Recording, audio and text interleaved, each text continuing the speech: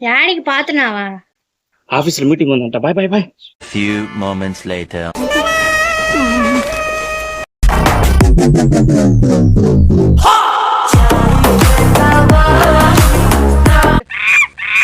WhatsApp status పెట్టేసానా?